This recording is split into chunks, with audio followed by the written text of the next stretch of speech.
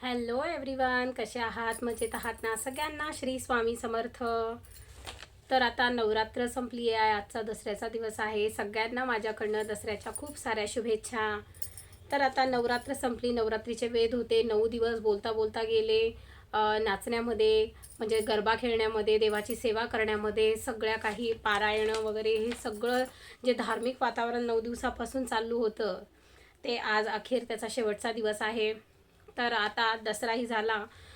तर दसरा म्हणजे विजयादशमी, वाईटावर चांगल्याची विजय असल्याचा दिवस आहे. तर सगळ्यांना माझ्याकडनं, तुमच्या सगळ्या परिवाराला माझ्यातर्फे खूप साऱ्या दसऱ्याच्या हार्दिक शुभेच्छा. तुमच्या सगळ्या मनोकामना पूर्ण होत, माता लक्ष्मी तुमच्या घरामध्ये भरभराट देवो, स्वामींचा खूप सारा आशीर्वाद तुम्हाला लाभो हीच स्वामींचरणी प्रार्थना करते. तर आता वेध लागलेले आहे कोजागिरी पौर्णिमेचे. याच्यानंतर 2-4 दिवसातच म्हणजे शनिवारी कोजागिरी पौर्णिमा आहे. तर कोजागिरी पौर्णिमा सगळ्यांनाच माहिती आहे. आपण या दिवशी जागरण करतो आणि चंद्राच्या उजेडात बसून मंत्रश्लोक बोलतो आणि ते जे दूध बनवलेलं असतं, खीर बनवलेली असते, त्याचं आपण प्राशन करत असतो. तर या दिवशी एवढं महत्त्व काय आहे चंद्राला? तर या दिवशी चंद्राचं उजेडामध्ये, या दिवशी चंद्राच्या प्रकाशामध्ये एक वेगळंच चांगलं जी पॉझिटिव्हिटी असते ती या चंद्राच्या प्रकाशामध्ये असते. तर ती आपल्या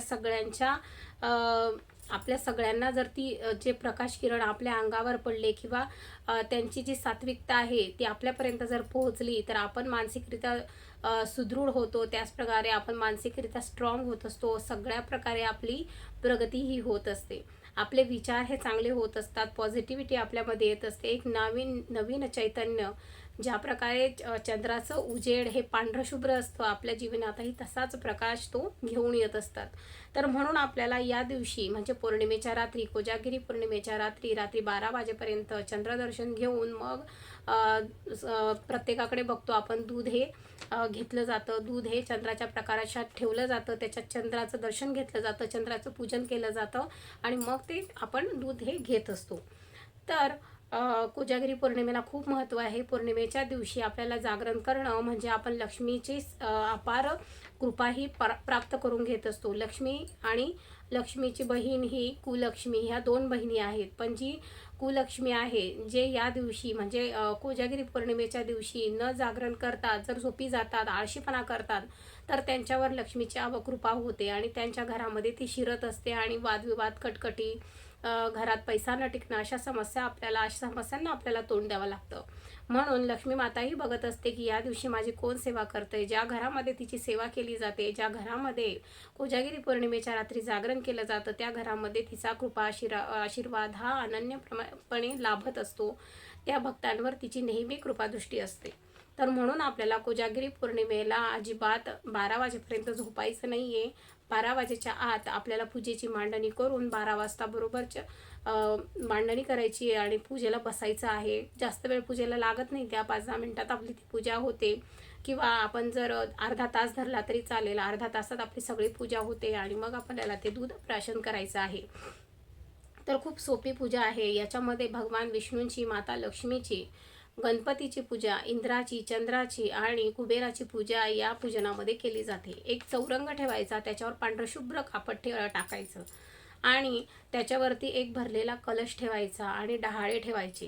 हे इंद्राचं प्रतीक म्हणून आपण ते ठेवतो. त्याच्यात हळदी कुंकू टाकून त्याची पूजा करायची. त्याचबरोबर नंतर आपल्याकडे गणपती बाप्पा असतो, तो सगळ्यात आधी त्यांना गणपती बाप्पांना आपण स्थापन करायचं. त्याच्यानंतर भगवान विष्णू, माता लक्ष्मी यांना प्रस्थापित करायचं. त्याचप्रकारे भगवान कुबेर यांना पण आपण तिथे स्थापित करायचं आणि चंद्राचं प्रतीक म्हणून तांदळाने गोल चंद्र म्हणजे गोलाकार एक शेप आपल्याला काढायचा आहे तांदळाचा. अशा प्रकारे आपल्याला ह्या 6 देवांच्या मांडणी त्या चौरंगावर करायची आहे. तर इंद्राचं प्रतीक म्हणून भरलेला पाण्याचा कलश, त्याच्यात 5 पानं, ते आंब्याची पानं पाहिजे.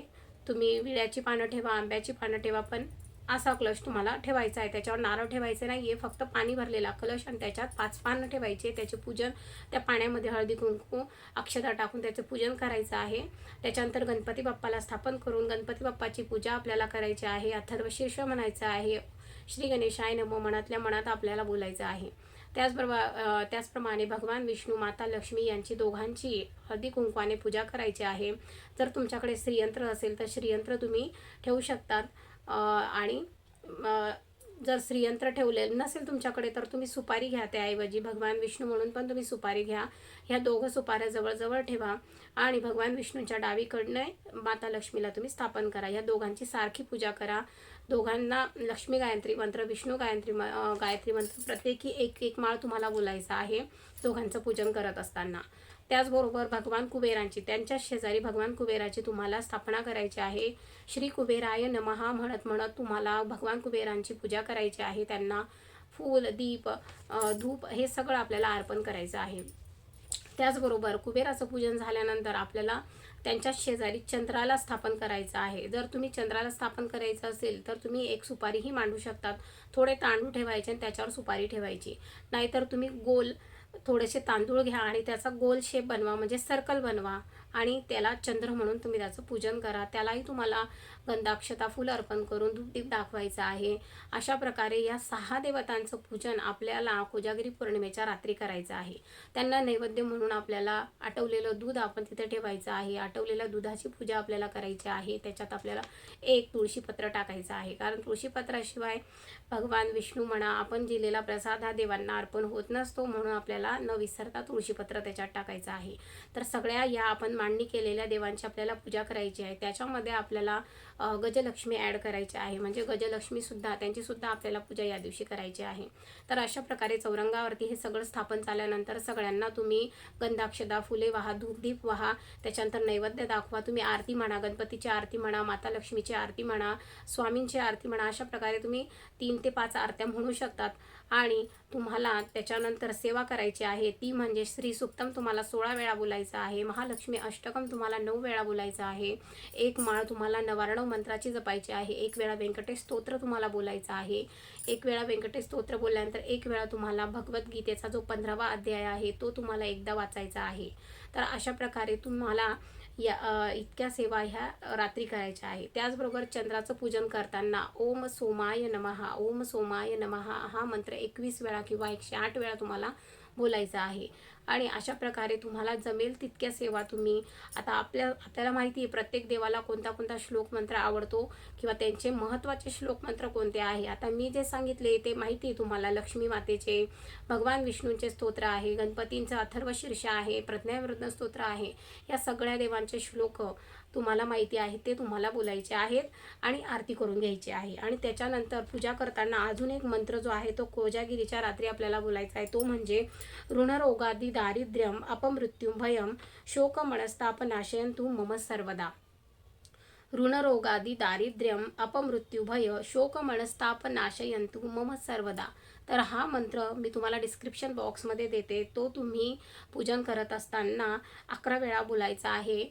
आणि मग बाकीच्या सेवा ज्या तुम्हाला सांगितलेल्या आहेत त्या तुम्हाला जमेल तशा तुम्ही करायच्या आहे. पण आपण जसं देवाकडे मागत असताना कुठलीही गोष्ट ही छोटी मोठी न मागता डायरेक्टली खूप मोठ्या इच्छा व्यक्त करतो, तशा या सेवा ज्या तुम्हाला मी देते आहे त्याही तुम्हाला तशाच मोठ्या प्रमाणात करायच्या आहे. त्याचबरोबर न विसरता आपल्या स्वामींच्या 11 माळी तुम्हाला जप करायचं आहे. कारण आपले जे गुरु आहे त्यांची एक तरी सेवा आपण जी सेवा करतो त्यामध्ये झालीच पाहिजे. त्याच्यामध्ये नामस्मरण करणं हे खूप महत्त्वाचं आहे. तर स्वामींचं नामस्मरण करणं हे खूप मोठी गोष्ट आहे. तर न विसरता कोजागिरीच्या रात्री तुम्हाला स्वामींचं नामस्मरण करायचं आहे. त्याबरोबरच ह्या इतर सगळ्या सेवा करायच्या आहे. तर मग अशा ह्या सगळ्या सेवांची लिस्ट पण मी तुम्हाला डिस्क्रिप्शन बॉक्समध्ये देते, तर तुम्ही बघून घ्या. आणि मग त्या रात्री तुम्ही अशा प्रकारे मांडणी करून, खूप साधं सिंपल आहे, पांढरा शुभ्र रुमाल तुम्ही पाटावर किंवा चौरंगावर अंथरून ही सगळी मांडणी करायची आहे. सगळ्यात पहिले मांडणी केल्यानंतर दिवा लावून द्या आणि मग ही सगळी मांडणी करा, पूजा करा, आरती करा, नैवेद्य दाखवा आणि 1 वाजेच्या आत ह्या सगळ्या गोष्टी करा. कारण खंडग्रास ग्रहण आहे त्या दिवशी, त्याच्यामुळे 1च्या आत तुम्हाला सेवा करून दूध प्राशन करायचं आहे. आणि मग पुढे ग्रहण लागल्यानंतर आपण काहीही अशा गोष्टी खाऊ पिऊ न शकत, ग्रहणामध्ये काही करू शकत नाही. त्याच्यामुळे आपल्याला 1 वाजेच्या आत सेवा करून प्रसाद घेऊन फ्री व्हायचं आहे. आणि तसंही रात्र झालेली असते, त्याच्यामुळे 1 वाजेपर्यंत आपल्या सेवा वगैरे सगळं आटोपतं आणि मग आपल्याला आपण झोपायला सुद्धा मोकळे होऊ शकतो. तर मग अशा पद्धतीने कोजागिरी पौर्णिमेला कोणीही झोपू नका. रात्री 12 वाजेपर्यंत 1 वाजेपर्यंत तुम्ही जागरण करा, देवाचं नामस्मरण तुम्हाला या दिवशी करायचं आहे. चंद्राचं दर्शन दुधामध्ये घेऊन तुम्हाला ते दूध प्राशन करायचं आहे आणि आपल्याला आरोग्य प्रदान करावं असं त्यांच्याजवळ प्रार्थना करायची आहे. आपल्याला सुदृढ आरोग्य, आपली मनस्थिती सुदृढ असावी, आपल्या घरामध्ये लक्ष्मीची भरभराट व्हावी, त्याचप्रकारे आपली मनस्थिती ही सुदृढ असावी. आपल्याला सगळ्या प्रकारे चांगलं आरोग्य लाभावं, मानसिक, शारीरिक, भौतिक सगळ्या पद्धतीने आपल्याला चांगलं आरोग्य लाभावं असं देवाजवळ, भगवान चंद्रांजवळ, इंद्राजवळ, माता लक्ष्मी, भगवान विष्णू यांच्याजवळ तुम्हाला प्रार्थना करायची आहे आणि मनोभावे या सगळ्या सेवा करायच्या आहे. आणि जी ही आपण पूजनामध्ये या ज्या सुपारी मांडलेल्या आहेत त्या सुपारी तुम्हाला व्यवस्थित ठेवायच्या आहे. या सुपारी तुम्हाला नंतरही कामी येतात. त्याचप्रकारे या पूजनात आपण जे भगवान विष्णू आणि माता लक्ष्मीची जी सुपारी ठेवतो आणि भगवान कुबेरांची जी सुपारी ठेवतो ती तुम्हाला तुमच्या तिजोरीत ठेवायची आहे. आणि पुढच्या वर्षी नाही, मग त्याच्यानंतर तिजोरीत ठेवल्यानंतर दिवाळीला आपण त्याच तिघांची पूजा परत आपल्या लक्ष्मीपूजनासोबत करायची असते. कारण की खूप महत्त्वाचा उपाय आहे हा. कोजागिरी पौर्णिमेच्या दिवशी भगवान विष्णू, माता लक्ष्मी आणि भगवान कुबेरांची आपण सेवा केलेली असते. त्याच सुपारींवर आपल्याला दिवाळीच्या दिवशीसुद्धा म्हणजे लक्ष्मीपूजनाच्या दिवशीसुद्धा सेवा करायची आहे. याच्याने खूप असीम कृपा भगवान विष्णू, माता लक्ष्मी आणि कुबेरांची आपल्यावर होते. तर अशा पद्धतीने हा उपाय तुम्हाला करून बघायचा आहे. आणि त्या सुपाऱ्या त्यांच्यावरती पूजा अर्चन झाल्यानंतर त्या आपल्या तिजोरीत पुन्हा ठेवून द्यायच्या आहे. आणि नंतर मग आपण त्यांना पूजेमध्ये पुन्हा पुढच्या वर्षी वापरू शकतो. किंवा तुम्हाला जर विसर्जित करून दुसऱ्या सुपारी घ्यायच्या असेल तर तुम्ही तसंही करू शकता. तर अशा पद्धतीने तुम्हाला कोजागिरी पौर्णिमेच्या रात्री सेवा करून त्या सुपाऱ्या तुम्हाला तिजोरीत ठेवायच्या आहे आणि नंतर दिवाळीच्या वेळेस त्या पुन्हा वापरायच्या आहे. कुबेराचं पूजन करताना ओम कुबेराय नमः किंवा कुबेराचा मंत्र नित्यसेवेच्या पुस्तकात दिलेला आहे तो तुम्हाला बोलायचा आहे. तर अशा पद्धतीने माता लक्ष्मी, भगवान विष्णू आणि कुबेर या तिघांच्या सुपाऱ्या तुम्हाला तिजोरीत ठेवून त्यांना पुन्हा दिवाळीच्या वेळेस पूजायचं आहे. आणि पुन्हा तिजोरीमध्ये ठेवून पुढच्या कोजागिरी पौर्णिमेला त्या तुम्हाला एकतर तुम्हाला त्यांना पाण्यामध्ये विसर्जित करायचं आणि नवीन घ्यायच्या असतात किंवा मग तुम्ही त्या सुपाऱ्या पुन्हा वापरू शकता. चला तर मग तुम्हाला हा व्हिडिओ कसा वाटला? आवडला असेल तर नक्की लाईक करा, जास्तीत जास्त शेअर करा, लाईक्स करा आणि चॅनलला सबस्क्राईब करा. भेटूया अशाच नवीन व्हिडिओसोबत पुन्हा. तोपर्यंत श्री स्वामी समर्थ.